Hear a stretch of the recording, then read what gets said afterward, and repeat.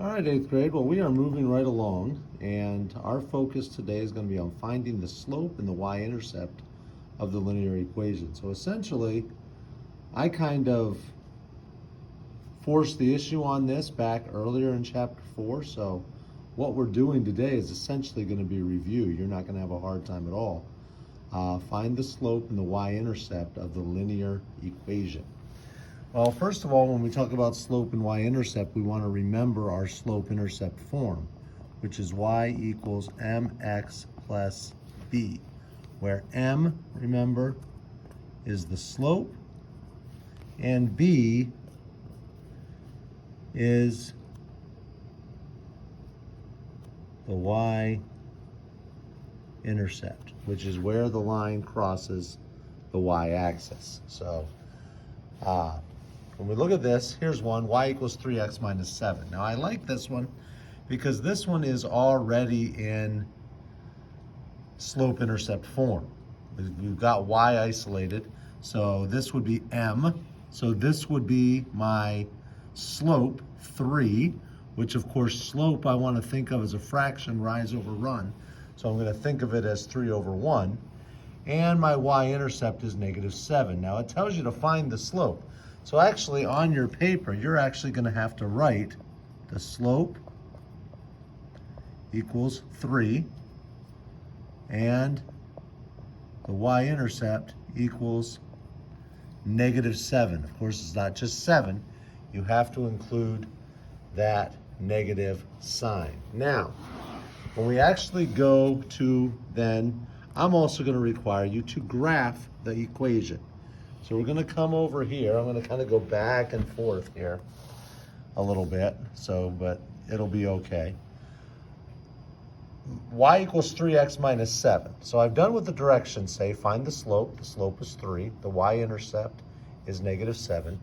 Now I need to graph it. Well, first of all, as we said, I want to graph the y-intercept. Where does it go on the y-axis? Well, negative 7 is right there on the y-axis. So I'm going to go ahead and graph that. Now I have a slope of positive 3. Now remember, a positive slope will rise from left to right. So essentially it's going to have that trajectory.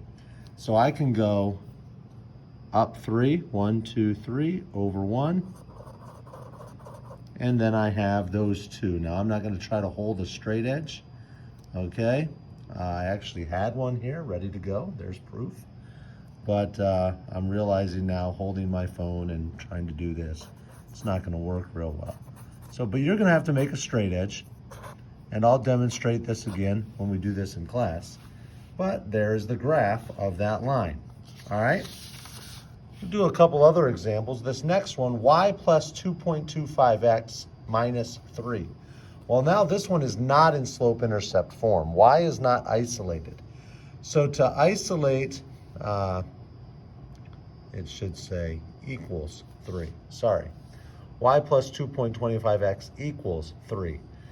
To isolate y, I'm going to subtract 2.25x from both sides. That's going to give me 0. And then over here, it's going to give me y equals, and then it just becomes a negative 2.25x, because remember, I'm taking 2.25x away from nothing. So it's a negative 2.25x plus 3, all right?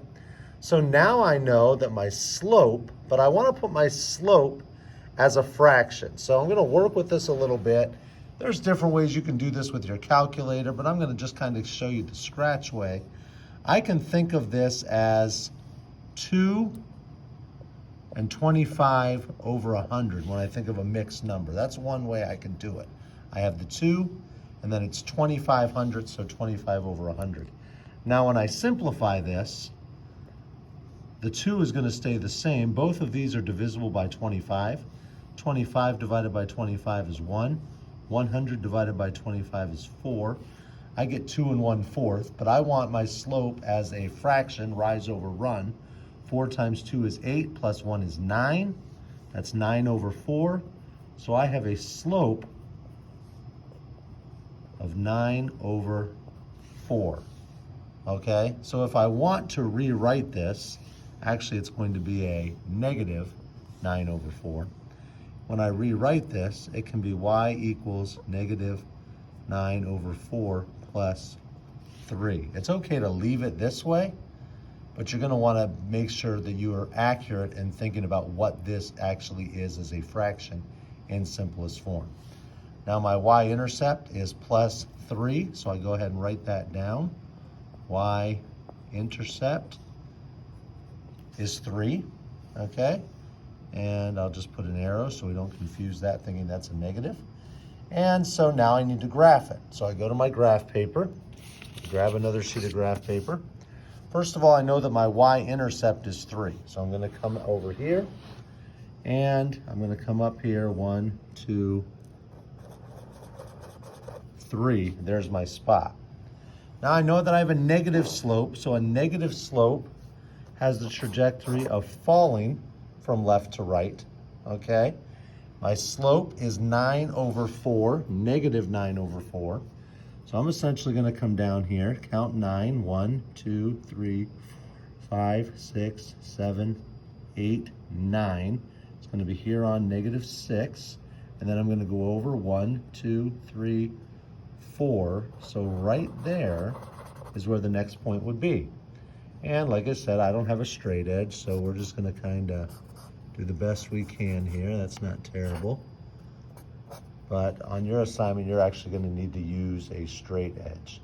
All right, let's do one more example, and then we'll be wrapped up for today. The final equation is y minus 5 equals 3/4 x. Y minus 5 equals 3/4 x. Well, once again, I need to isolate y. And I'm going to isolate the y by adding 5 to both sides. That's going to give me 0 there. So I can come over here and just add 5 to the 3/4 x, which leaves me in slope-intercept form. Y equals 3/4 x plus 5. Now I want to make this very clear. On your assignment, grade 8, if the original equation is not in slope-intercept form, I will go over this in class, but I'm going to expect you to write it in slope-intercept form. So there's 3 things you've got to do, actually 4. Number 1, you've got to write the equation in slope-intercept form if it's not already in slope-intercept form. Then you actually need to write down the slope, and I can see I'm in slope-intercept form here.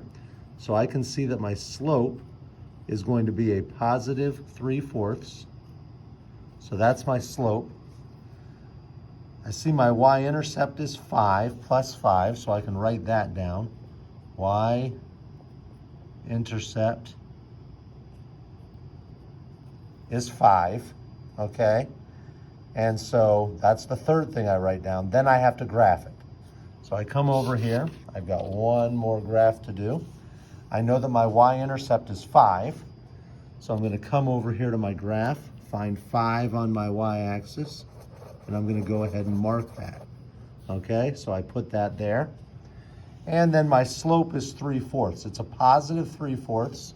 So I know it's going to have the trajectory of rising from left to right, okay? And so, since it's a 3/4, I'm going to go up 3, 1, 2, 3, over 4, 1, 2, 3, 4, and there's my other point. And then I go ahead